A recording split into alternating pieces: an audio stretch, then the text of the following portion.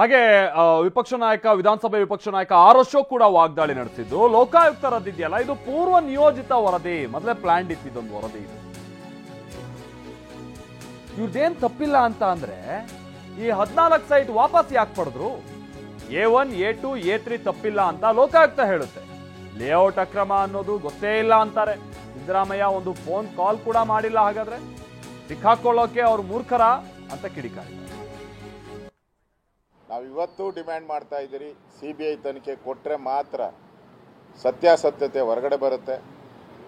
ಮತ್ತು ಈಗ EDನವರು 300 ಕೋಟಿ ಆಸ್ತಿನ ಹೆಂಗೆ ಜಪ್ತಿ ಮಾಡಿ, ಏನೂ ಇಲ್ಲ, ಓಕೆ, ಈ ಕೇಸಲ್ಲಿ ಏನೂ ಇಲ್ಲ ಅಂತ ಇಟ್ಕೊಳ್ಳಿ.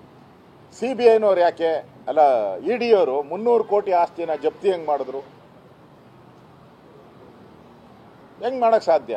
ಏನೂ ಇಲ್ಲ ಅಂದರೆ 300 ಕೋಟಿ ಹೆಂಗೆ ಮಾಡೋಕ್ಕಾಯ್ತು?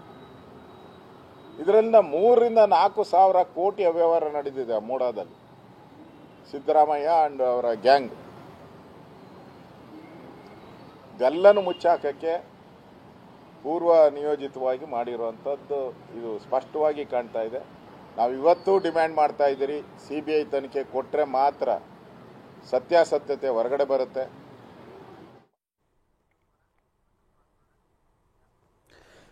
ಸೊ ಇದು ವಿಧಾನಸಭಾ ವಿಪಕ್ಷ ನಾಯಕ ಆರ್ ಅಶೋಕ್ ಅವರು CBI ತನಿಖೆ ಕೊಡಬೇಕು ಅನ್ನುವಂಥ ನಿಟ್ಟಿನಲ್ಲಿ ಮತ್ತೆ ಒತ್ತಾಯ ಮಾಡ್ತಾ ಇರುವಂಥ ಸಂದರ್ಭ. ಬಟ್ ಅದಕ್ಕೆಲ್ಲ ಸಂಬಂಧಪಟ್ಟ ಹಾಗೆ ಕೋರ್ಟಲ್ಲಿ ವಿಚಾರಣೆ ನಡೆದಿರೋದು, ಸಿದ್ದರಾಮಯ್ಯನವ್ರ ಪರವಾಗಿನೇ ತೀರ್ಪು ಬಂದಿರೋದು, ಇದೆಲ್ಲವನ್ನು ಕೂಡ ನಾವು ಗಮನಿಸಿದ್ದೀವಿ.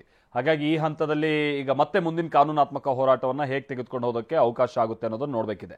ಬಟ್ ಇಲ್ಲಿ ವಿಚಾರ ಅಂತಂದರೆ ಈಗ ವಿರೋಧ ಪಕ್ಷದವರು ಹೌದು ಕೆಲ ಕಾರಣಗಳನ್ನು ನಿಮ್ಮ ಕಾಲದಲ್ಲಿ ಹಾಗಾದರೆ CBI ಸರಿ ಇತ್ತ ಮತ್ತೊಂದು ಈ ರೀತಿಯಾದಂಥದ್ದೆಲ್ಲವನ್ನು ಕೂಡ UPA ಅವಧಿಯನ್ನು ಪ್ರಸ್ತಾಪ ಮಾಡ್ತಾ ಇರ್ಬೋದು. ಬಟ್ ಸ್ನೇಹಮಯಿ ಕೃಷ್ಣ ಇಲ್ಲಿ ಕೆಲ ವಿಚಾರಗಳನ್ನು ಹೇಳ್ತಾ ಇದ್ದಾರೆ. ಇವ್ರ ಪ್ರಕಾರವಾಗಿ ಹಾಗಾದರೆ ಇನ್ನೂ ತನಿಖೆ ಪೂರ್ಣಗೊಂಡಿಲ್ಲ.